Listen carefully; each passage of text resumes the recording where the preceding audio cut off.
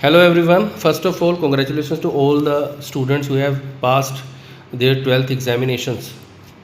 Now the thing is आगे क्या करना है। बहुत सारे स्टूडेंट्स हैं जिन्होंने जब 11th में जो सब्जेक्ट चूज़ किया, वेदर वो आर्ट्स में गए, कॉमर्स में गए, मेडिकल नॉन मेडिकल में गए, जिन्होंने पूरी प्लानिंग करी होगी कि आगे हमने ये स्टडी करने के बाद ये हमारा पाथवे होगा, और कुछ स्टूडेंट्स ऐसे भी होंगे जिन्होंने कोई प्लानिंग नहीं करी होगी। ठीक है, अब पहले बात करते हैं हम प्लानिंग वालों पे।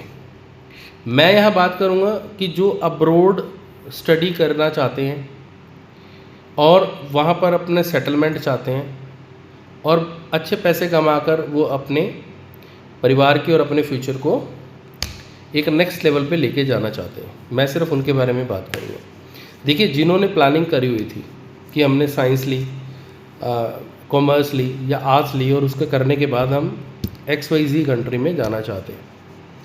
आज की डेट में प्रेफरेंस आप लोगों की ऑस्ट्रेलिया है, और ऑस्ट्रेलिया का आप जो अभी सक्सेस रेट देख रहे हो और जो भी प्रोफाइल्स पहले लगे हुए थे, लास्ट 2 इंटेक्स के जो लगे हुए थे या जो अभी करंट इंटेक्स चल रहे हैं जिनकी फाइलिंग हो रही है या जिन्होंने अभी फाइल लगानी है, उनके GS इंटरव्यूज़ क्लियर हो चुके हैं, आप उनका अगर सक्सेस रेट देखोगे और जो मार्केट के अंदर जो भी कंसल्टेंट्स हैं उनसे फीडबैक लोगे या अब्रोड भी जो कंसल्टेंट्स हैं, इंटरनेट के ऊपर जो बातें चल रही हैं, इमिग्रेशन की जो न्यूज़ हैं, प्लस जो ऑस्ट्रेलिया में जो अभी इलेक्शंस आने वाले हैं, उन सभी चीज़ों को लेकर, प्लस अभी जो लेटेस्ट अभी पीछे हुआ कि उसमें 1-2 जगह पे बाई इलेक्शंस हुए थे। ठीक है, तो बाई इलेक्शन में जो कैंडिडेट जीता उसके भी जो मुद्दा था वो ये था कि माइग्रेशन। ठीक है, जो एक पार्टी जीती है, वैसे तो वहाँ पे 2 ही पार्टी है मेन, है ना, लेकिन वो थर्ड एक फ्रंट सामने आया है, तो उन्होंने माइग्रेशन को ही मुद्दा बनाकर अपना कैंडिडेट खड़ा किया और वहाँ से विन कर गए। अब बात आती है कि वहाँ पे जो भी सिनेरियोज़ हैं, तो क्या हमें वहाँ पर स्टडी के लिए अपनी फ़ाइल लगानी चाहिए या नहीं लगानी चाहिए। ऐसा तो नहीं होगा कि टाइम वेस्ट होगा। तो फ्रेंड्स, ये वीडियो बहुत ही इम्पोर्टेंट है और आप लोगों के लिए।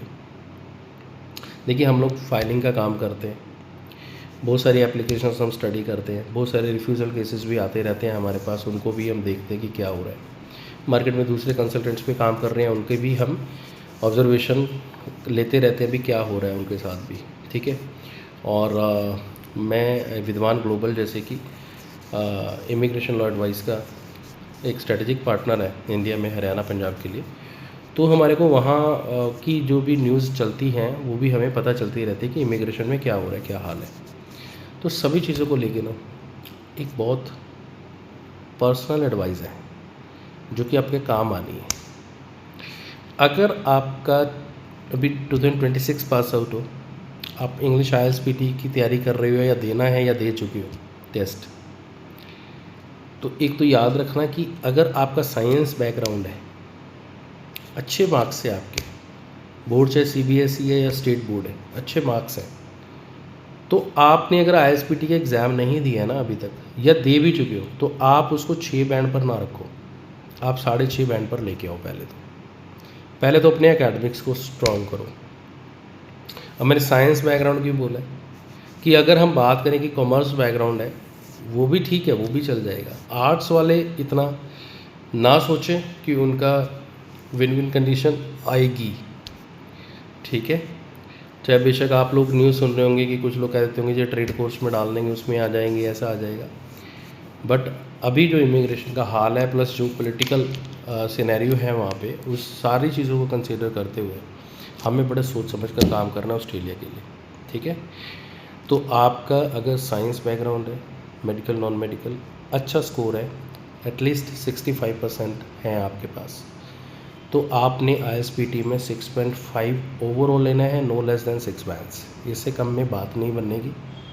ठीक है, रेयर केस हो जाएंगे सक्सेस मिले जिसमें। दूसरा कि आपके पेरेंट्स के जो स्पॉन्सर्स बनेंगे, जो उनके जो फंड्स हैं, वो फंड्स ओल्ड ही रखने हैं।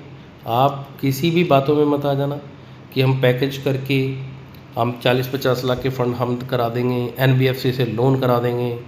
ठीक है, तो ये सब चीज़ों से काम नहीं बनने वाले। जेन्युइन तरीके से आपको चलना पड़ेगा। ठीक है।